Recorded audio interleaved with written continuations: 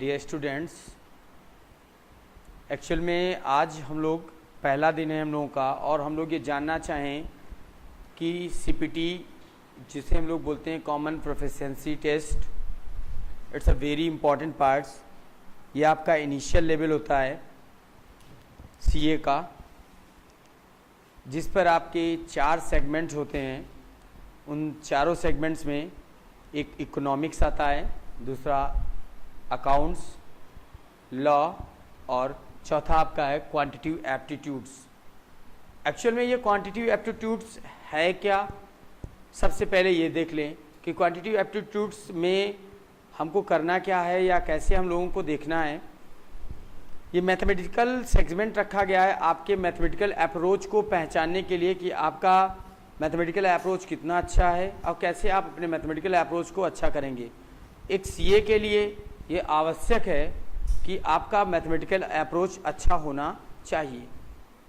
ये ज़रूरी नहीं है कि आप क्वांटिटेटिव एप्टीट्यूड्स ये चेक नहीं करता आपका कि आपको पर्टिकुलर उसके रखे हुए क्वेश्चंस आ जाने चाहिए या आप उससे रिलेटेड जो टॉपिक रखे हैं वो आने चाहिए।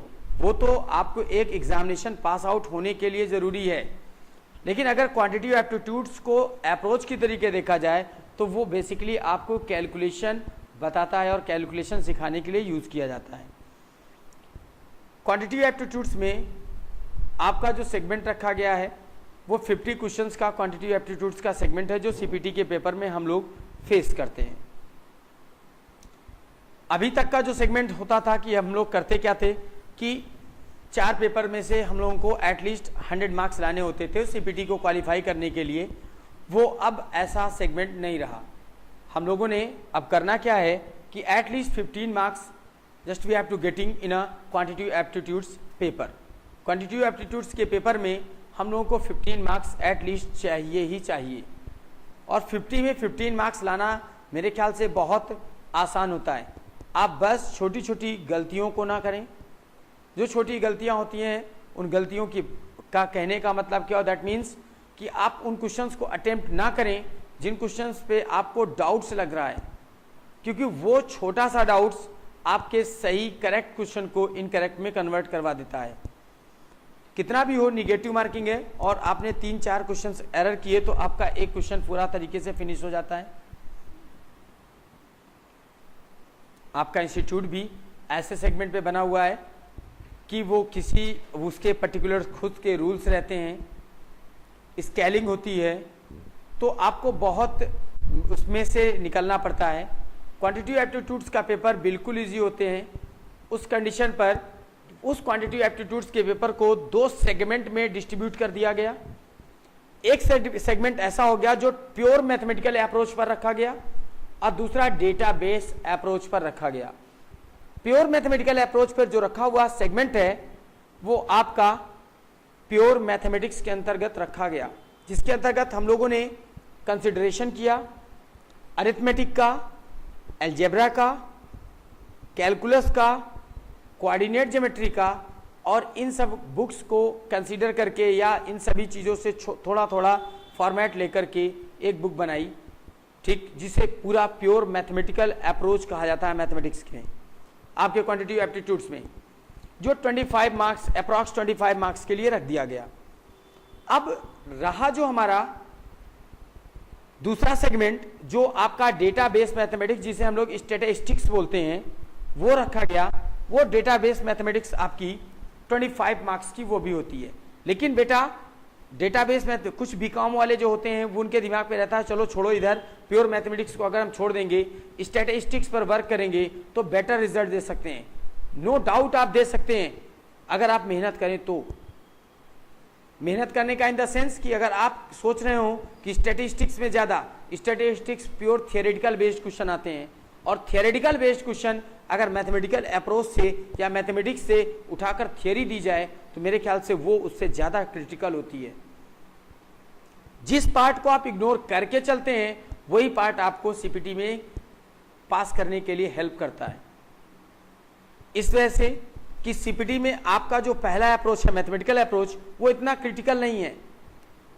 रेशियो प्रोपोर्शंस है, लॉगरिथम है, इंडिसेस है, उसके बाद अगर आप देखें सेट फंक्शन रिलेशन है, सीक्वेंस सीरीज है, सीक्वेंस सीरीज के बाद इक्वेशंस है, इनइक्वालिटी है, इनइक्वालिटी के बाद लिमिट्स, कॉन्टिन्यूटी, डिफरेंशिएशन, इंटीग्रेशन। हाँ, डिफरेंशिएशन और इंटीग्रेशन आपको थोड़ा दिक्कत कर सकता है, लेकिन उसको बताने का जो अप्रोच है, बताने के तरीके हैं, वो सब अगर ऐसे रखे जाएं कि एक कॉमर्स बैकग्राउंड का लड़का उन सभी चीज़ों को आसानी से ग्रैप्स कर सके, तो मेरे ख्याल से वो चैप्टर्स बिल्कुल इजी लगते हैं। और मैं आपको ऐसे ही कुछ पढ़ाऊंगा कि आपको हर चैप्टर पर बस इतना आपको करना होगा कि मेरे एक एक टॉपिक और एक एक लेक्चर से आपको इंटरकनेक्ट होना होगा।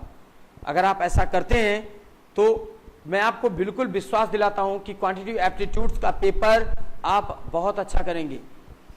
पिछले कई अटेम्प्ट से लड़कों ने मेरे पेपर्स को अटेम्प्ट किया, 42, 43 क्वेश्चंस तक अटेम्प्ट करें और सही हुए उनके अटेम्प्ट, इतने मार्क्स थे 42 और 43। तो क्वांटिटेटिव एप्टीट्यूड्स एट लीस्ट, या कह सकते हो कि क्वांटिटेटिव एप्टीट्यूड्स आपके टोटल मैथमेटिकल अप्रोच को चेकआउट करने के लिए पेपर रखा गया। अदरवाइज ये ना भी रखा जाता तब भी आपको सीए ऐसा नहीं होता कि सीए के पास अच्छा खासा वर्डन होता है, उसका ब्रेन जो होता है, प्रेजेंस ऑफ माइंड जो होता है, it's a very very superior. तो हम लोग जो बात करते हैं क्वांटिटेटिव एप्टीट्यूड्स के लिए, उन चीज़ों से आप बिल्कुल डाइवर्ट ना हो, परेशान ना हो। उन चीज़ों को लेकर के हम लोग जो वर्क डन करने वाले हैं या वर्क डन करेंगे, सीपीटी जो पेपर होता है वो अब बेसिकली आपके क्वांटिटेटिव एप्टीट्यूड्स के कॉन्सेप्ट पर ही बेस्ड रख गया है। यानी आप मैक्सिमम आपकी रिजल्ट्स आपने देखा, रिजल्ट्स का जो फॉर्मेशन है वो अधिक मैक्सिमम लड़का क्वांटिटेटिव एप्टीट्यूड्स के पेपर में फेल हो गया। आखिर ऐसा क्यों? क्योंकि आपने उस पर फोकस नहीं किया।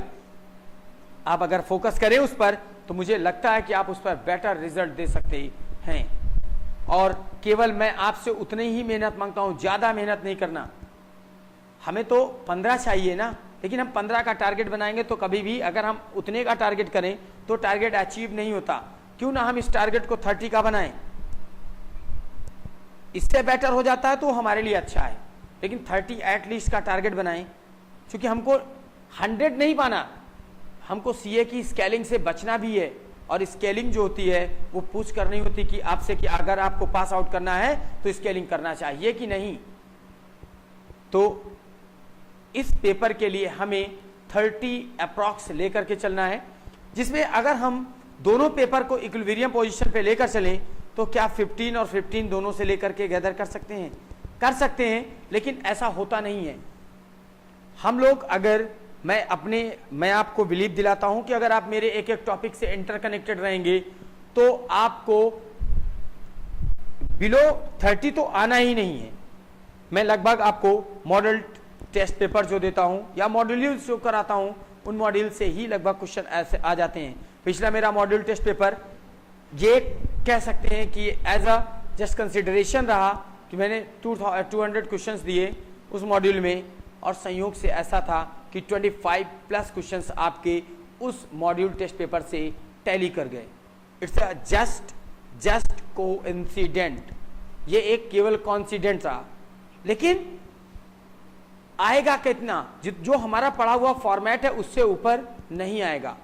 तो मैं आपको बिल्कुल अब लास्ट में एक शब्द और बोलना चाहूंगा कि क्वांटिटेटिव एप्टीट्यूड्स का पेपर जिस बेसिक लेवल पर हम लोगों का बनाया जाता है, या जो हम लोगों का क्वांटिटेटिव का एप्टीट्यूड्स का पेपर है, उस लेवल को कंसिडरेशन पे लाते हुए उस लेवल के टाइप्स के क्वेश्चंस को करना, और उस टाइप के क्वेश्चंस को करना तो ठीक, उन पर प्रैक्टिस करना मस्ट हो जाता है। जितना हम पढ़े यहाँ पर उतना पढ़ने के बाद घर में जाकर प्रैक्टिस करें। इंस्टीट्यूट की कुछ किताब में कुछ ना कुछ एरर्स भी दिए हुए हैं, उन एरर्स को लेकर के लड़के बिल्कुल परेशान रहते हैं कि सर आपने ये बताया था और रिजल्ट ये आया है। बिल्कुल परेशान होने की जरूरत नहीं है। आप अपने कॉन्सेप्ट को मेंटेन रखें, आंसर जो आएगा आप अपने ऊपर इतना विश्वास रखें कि जो आपने आंसर निकाला है it's a correct answer, because आपका कॉन्सेप्ट क्लियर है। किताब मिस प्रिंट हो सकती है लेकिन आपका कॉन्सेप्ट मिस प्रिंट नहीं हो सकता। तो आपको अपने कॉन्सेप्ट पर जुड़ना है। जो टॉपिक आपको पढ़ाया जा रहा है उस टॉपिक के एक एक छोटे से छोटे वीक पॉइंट पर जुड़ना है, ठीक, और उसके अकॉर्डिंग आप उन वीक पॉइंट्स को, कमजोर पॉइंट्स को दूर करते हुए अपने कॉन्सेप्ट को उतना ही मजबूत करते हुए, डेवलप करते हुए उस टॉपिक पर आपको वर्क करना है। मैंने इसलिए अपनी जो बुक प्रिंट करके दी, या जो इंस्टीट्यूट की तरफ से बुक चलती है स्कैनर एकेडमी की तरफ से, वो बुक भी आपको ऐसी प्रोवाइड कराई जाती है ताकि आप उसमें देखें, उसमें वेरियस टाइप्स के क्वेश्चंस के साथ साथ उसमें एक स्टैंडर्डाइजेशन दिया गया क्वेश्चंस का, जो क्वेश्चन आपको सीपीटी के लिए वर्क कराते हैं। इन एग्जामिनेशंस के लिए हम लोग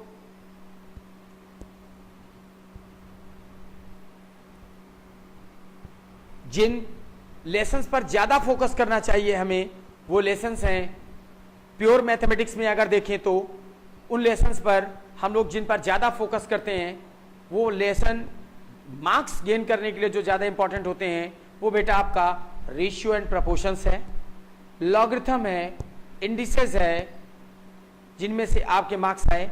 उसके बाद आपने कहा इनइक्वालिटी, 1 मार्क्स का आ जाता है। Simple and compound interest 2 questions, at least 2 questions आ जाते हैं। Limits and continuity 2 questions, differentiation approx 2 questions, integration 2 questions. उसके बाद अगर आप सीक्वेंस सीरीज से चलें तो 2 or more than 2 questions. Set theory भी आपका 2 आर मोर देन 2 क्वेश्चंस। ये सब आपके सेगमेंट जो हैं, आपके टोटल मिला करके आपके प्योर मैथमेटिक्स में इतना देते हैं। लेकिन जब स्टैटिस्टिक्स के अंदर आते हैं तो इंडेक्स नंबर हो, कोरिलेशन रिग्रेशन हो, प्रोबेबिलिटी हो, थियोरेटिकल डिस्ट्रीब्यूशन हो, सैंपलिंग थियोरी हो, या अगर आप बात करें इन चीजों को लेकर के central tendency of measurement of central tendency हो, इन सभी टॉपिक्स को अगर हम इंटरकनेक्ट करते हैं, ठीक है, तो ये सभी टॉपिक्स भी आपको 25th मार्क्स देते हैं। तो लगभग जिन टॉपिक्स का मैंने नाम लिया, ये आपके यहाँ इंडेक्स में रखे गए हैं लेसन बाय लेसन, ठीक है। इनको हम लोग पढ़ेंगे और उस समय जब मैं आपको क्लास ले रहा हूँ आपका, तो मैं ऐसे क्लास को अरेंज करता हूँ ताकि आपकी पिछली क्लास जो हो चुकी है वो आपको अगली क्लास से इंटरकनेक्ट करा सके। तो अब हम लोगों को मैंने बताया जो क्वांटिटेटिव एप्टीट्यूड्स में इतना ही बेसिक फंडामेंटल क्वांटिटेटिव एप्टीट्यूड्स में बनता है, और अब जब हम लोग इसके लिए करेंगे तो पहले बेसिक फार्मूले जानने पड़ेंगे कि बेसिक फार्मूलों को हम कैसे ट्रीट करते हैं और उनका कैसे यूज़ करेंगे। यहाँ पर उन बेसिक फंडामेंटल्स फार्मूलों को भी हम लोगों को हम आपको पढ़ाएंगे और उन फार्मूलों से आपको इंटर कनेक्ट करेंगे।